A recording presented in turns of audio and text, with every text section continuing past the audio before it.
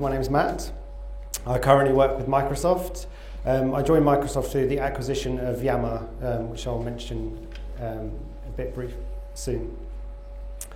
So, first of all, I was thinking about, to me, what is marketing? I'm my official job title that very few people know is Senior Product Marketing Manager in Microsoft. But I don't really talk about that. I'm not very educated in the world of marketing, as kind of it's probably taught textbook-wise. But a lot of what I do is marketing. So I was thinking, what do I spend most of my time doing? And it's listening. So what's going on that's relevant to what we offer, and inspiring people. So that might involve what I'm doing is creating content or whatever it is, putting on an event. But I'm inspiring, then curating. So a lot of my role is from the listening I'm doing and the inspiration, seeing how people respond to that, and then curate it, and then connect what I create with people, or help connect people with other people. So kind of in the preparation, I was just thinking, what to me is how I do marketing. Right? How do I do marketing? And we were actually, Andy and I were having a conversation at lunch, and I think you mentioned, Andy, that this originally started just as a way for you to connect your customers with each other, because they didn't know how you were helping the other customers. So it's a great kind of education experience, and it grew from that. That's pretty much how I approach my marketing. So it's just thinking, if you make an amazing experience and then kind of shine a light on the great stuff, then hopefully good stuff will follow. I did first of all put customer experience. Most of my background is focused on internal within organizations, and my personal view is that employees, if you had to choose between the two, it's almost employees come first, but they don't. Everyone's equal in a way. But if employees serve the customer, then it might be that employees come first. So, getting a bit more practical about what I actually do. So a lot of my time is spent growing communities of our customers, partners, and prospects, and that's both online and in person. I was trying to think if much of my stuff is not digital, and I think most of it becomes digital, even if it's a non-digital thing. So, how can marketing become more responsive? That's kind of the question, I thought, since we've heard loads about responsive web design and those sort of things. So what does it mean for marketing to become more responsive in the organization? And I think the deadline for me giving my presentation was like 2 days ago, and I got a chaser for providing it. But I was really lucky that I could actually edit it this morning. So I know a bunch of you I've spoken to thinking about, okay, there's a really diverse audience here, but what would be helpful, and like the number one thing that came out is things that we can try, like examples or case studies, but things that we can take away. So I've tried to kind of weave some of those in. Just to get me a sense of, in the audience, one way I'm keen to kind of understand, could you raise your hand if you're in an organization of fewer than 10 employees? And fewer than 1,000? And over 1,000? Great, thank you very much. For the cameras, maybe they're picking up at the back. But so there were quite a few, around fewer than 10. The majority were over 100, and again, just a few above 1,000. To get to those examples, I want to start in 2008. So from a digital marketing world, I guess. This was when MySpace was really popular and Twitter just started. And I mentioned that I joined Microsoft through Yammer. The founders of our company saw what was happening with with Twitter in 2008. So they saw that the way people were communicating outside work was shifting to these social tools. And they just felt that shift that is happening outside organizations is going to happen inside organizations. So they created a tool, and this was like one of the earliest screenshots of it. And you can see that it really does resemble Twitter. So it's a kind of, you might, if you log into Twitter with your personal email address, or Facebook with your personal email address, you would log into Yammer with your work email address, and you'd be put in a private network just with the people with the same email address. So it was an internal communication tool. And you could also create external networks, so you could communicate in an open way with your partners and suppliers and prospects. The reason I mention it is that when they started, they kind of didn't really know what they were getting themselves into. They created a technology product. What happened is, over the last 7 years, all of these metrics that when you're a startup that you track, they were all going really well. So they grew to like 8 million members, like people use the product.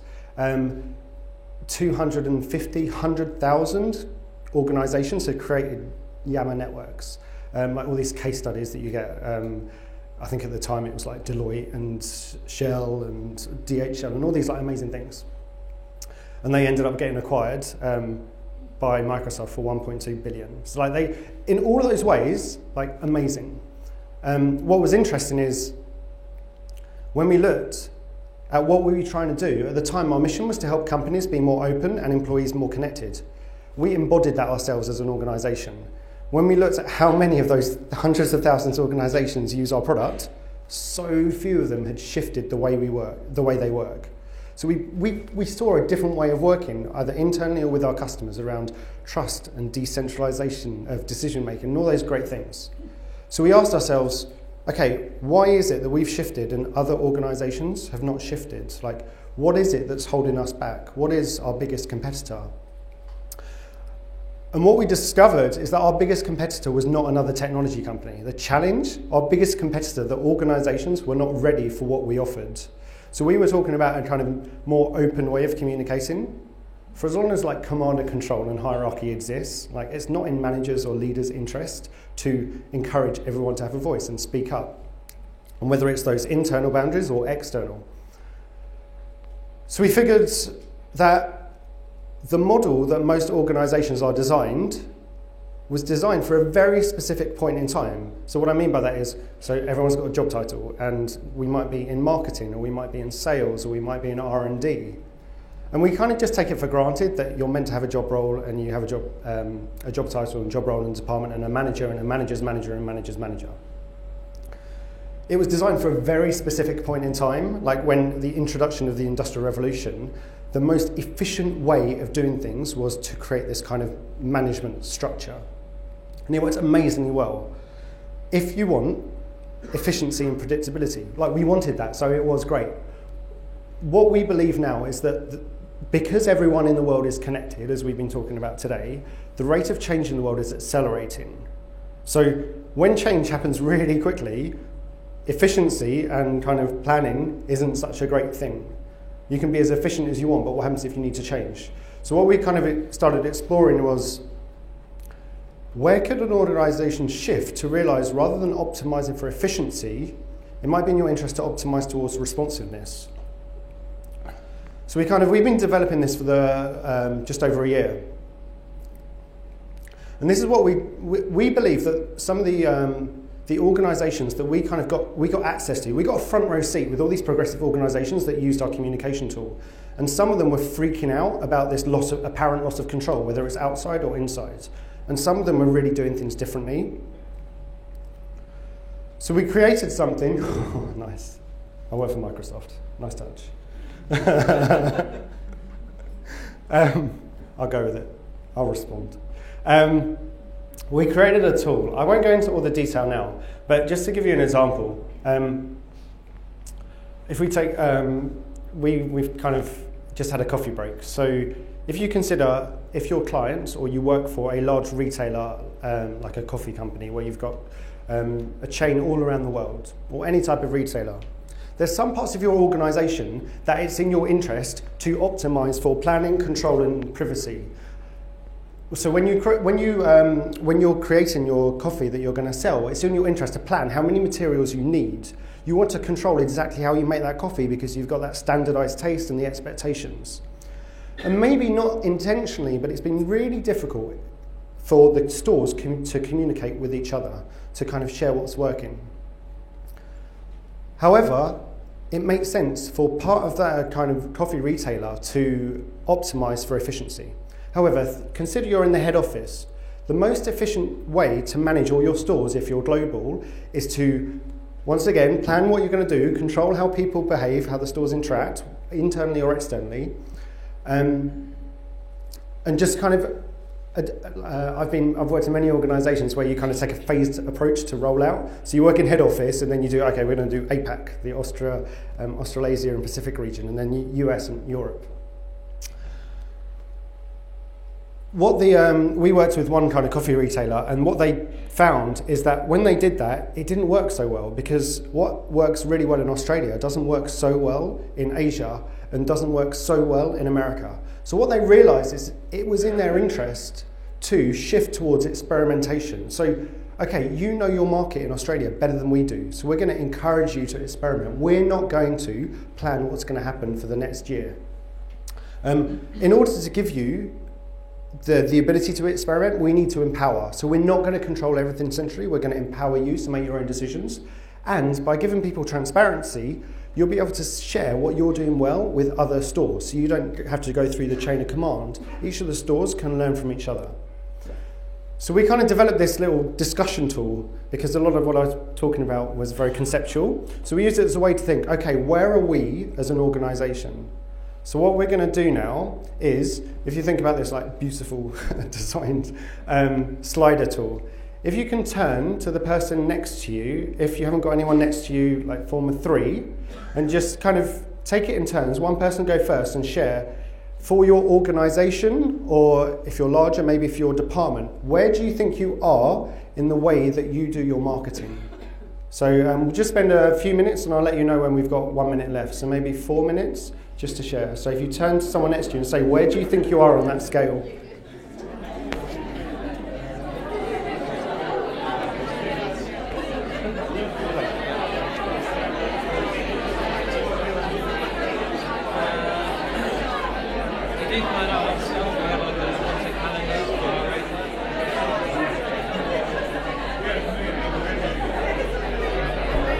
Okay, thank you very much. That was really, I'd love to kind of ask for people to share examples or things that you said. Given I think people want to hear some practical examples or things you can do. If you would like to share, you can tweet with responsible hashtag, and then we can kind of shine a light if you'd like. So, what can I try? The first, there are 5 different things here, and I just wanted to kind of do a few different types of things. So this is like a very small tactical thing that doesn't need to be ingrained yet. But a hack day, you basically it's basically about giving people the permission to experiment and have the empowerment. So for a day you say, right, here's an opportunity to hack the way our organisation works. Typically it happens in technology, but we ran one in our marketing team, and one of the outputs was somebody created an event in a box. So Microsoft is a global organisation, and a lot of the things that they do are created centrally and then shared, but the kind of locally they're enabled to kind of adapt it. So someone took the existing whole method of creating an event and running it, and created an event in a box, so people were self-sufficient and they could do it themselves without the kind of control or in too much involvement from headquarters. So that's a very simple thing you could do, and there's lots of information on how to do it on the web. But you could just experiment with a hack day where you're giving people the sense that they're allowed to experiment. It's okay. See how it goes, and then you might want to increase it more than just a day. The next would be to run a 1-hour online conversation. So we call them Yam Jams as part of Yammer. What you do is you, for example, invite the head of, it could be a head, so a head of marketing or a head of a core business function, to be there for anybody to ask any question. It won't build a community for you. You won't necessarily get any responses if you're just trying to do it as a way to drum up participation. Obviously there needs to be, I think as described in the previous session, there needs to be the motivation to why. But what's really powerful is that whether it happens internally or externally, it's a great way for people to be able to have that direct conversation. One of my favourite examples at the moment is Facebook do their Q&A sessions, and they stream it, and people can ask questions to Mark Zuckerberg live. The next example would be to form cross-departmental project teams. So this could be seen as quite a simple one, but it doesn't happen so often. So many times I've seen marketing campaigns created by the marketing team because they think they know what people want. They've done their kind of audience segmentation and cross-section and research, and then they create it themselves. One thing you could try is to, out of everything you're working on, pick one project and think, okay, who does this touch? Who does this involve? Possibly inside our organisation. You could experiment with going outside and involve them. So we've started doing it. So with the people that make our product and the people that market it and the people that sell it, that input typically wouldn't happen in a creation of a marketing campaign. And we started to do that. So you could think, what is one project? And we could actually form a project team with people from each of the departments that it touches. This is one of my favourites. Unbound. The idea of this is really simple. I'll just tell you what I do. That's probably the easiest way to do it. I create a calendar invite, and I say, right, in 2 Thursdays' time, and the description says, do you fancy a change of scenery for the day? Come and work from our offices. I send it to a bunch of our customers, our partners, prospects. The thing says, like, it's a change of scenery. You can do your day job. You're welcome. Like, we've got Wi-Fi, or we'll see what emerges and we'll do stuff together.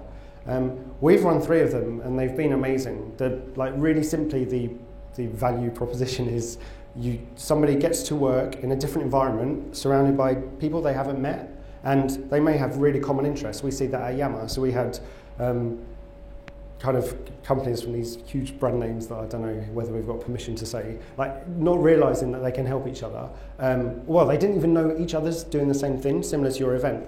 And just putting them in the same space, amazing stuff happened that you just can't plan. If you're interested in finding out more, the URL is weworkunbound.com, and anybody can create it. It's like really simple, but a really beautiful thing you can try. It'd be a great way to get closer to your customers or other people that you work with that you don't usually, or even internally within your organisation, just get everyone working in the same space. So that's weworkunbound.com. Final one, we're almost done. Green dots, yellow dots, red dots, change approach. This is, again, really simple, and it's so powerful. And I think a lot of you are probably doing it because a lot of the work I do is internally within organisations. But we'll see. We learnt about it. We don't even know the source. The idea is, for any change you're trying to do, for any project, there will be green dots, yellow dots, and red dots. Green dots are your supporters. They want it. They're your advocates, your brand advocates. Yellow dots are not quite there yet, but they can be influenced. And the red dots are the detractors and the resistors. Typically what happens is when someone's trying to do a change, whether it's a campaign or a new product, you think, okay, who are the red dots and what are they going to say? They're going to try and block me. And you spend your time trying to convince them. But it's going to be really difficult to convince them because they've probably got a different mental model of the world, so they're not going to be convinced by, like, me saying, we've got to do this. So this change approach says, spend a bit of time on the red dots, but if they're not there, just leave them.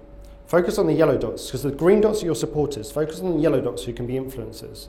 And a great way that you can do that is by identifying the green dots, connecting them with each other, and then with the view that they'll influence the yellow dots. So the way that I do that, the Responsive Organisation, we've created a community about this. So it's a global community of people around the world who want to change the way their companies work and shift to becoming more responsive. I've been working on it for just over a year, and we've got there in 13 cities around the world now. There are these regular meetups led by people who work for many different organisations. And this year we're doing a bunch of events. We're going to do one in Australia, one in Paris, and one in America, in mid-America. Out of those 13 cities around the world, I chose those 3 because that's where the energy is the most. If I went to my boss's boss and I said, we should do this, we should lead this community that's actually independent of Microsoft and it shines a light on everyone, they probably wouldn't have gone for it, because typically the way that organisations generally work is it's about control. But what's been brilliant is that they have been supportive, and one of the techniques I took was, rather than saying we should do an unconference, I tweeted to a couple of people outside the organisation, found enough energy, and we attracted the people and brands that the corporation wanted to get, and then it was so easy to do because they saw the evidence rather than just an idea. So something to take away and think about is, in any of the work you're doing, whether it's internal or external, are you trying to push at doors that aren't opening? And actually, are there green dots that you could be working with? So the approach that we take is to create a rallying flag, to say this is what we want to do, and then just find out who your green dots are and then take it from there. So with that, to summarise, Hack Day, one day, empowering people to have the confidence to try something different within the organisation. Low cost of failure, it's just a day. An hour-long conversation, again, brand is an experiment. Pick one project that you're working on and pull in people who you're kind of dependent on, but you don't typically involve in the project, and bring them in. A kind of non-traditional marketing campaign would be bringing your customers to work alongside you in your office. And then think about the Green Dots change approach. If you're interested in learning how Microsoft is helping and the Responsive.org community that is independent, that's where you can take a look, so responsive.org. Thank you very much for listening.